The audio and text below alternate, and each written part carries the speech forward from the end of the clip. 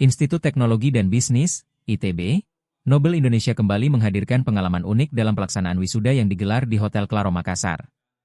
Mengusung tema animasi populer, One PH, prosesi wisuda sarjana ke-XXI dan pasca sarjana ke-15 ini disulap layaknya pertunjukan megah dengan panggung bergaya kapal pinisi dan pencahayaan seperti konser musik.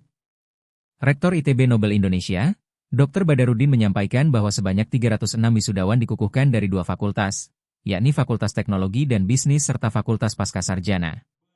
Saya sangat berbangga hati karena wisuda kali ini sangat istimewa, salah satunya dengan hadirnya alumni dari Prodi Sistem dan Teknologi Informasi, Magister Manajemen dan Kewirausahaan, serta Keuangan Publik, katanya.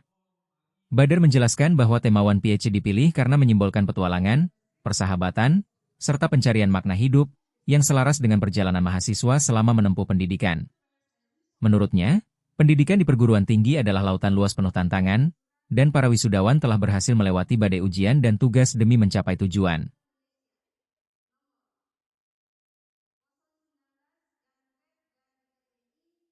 Download Tribun X sekarang, menghadirkan lokal menjadi Indonesia.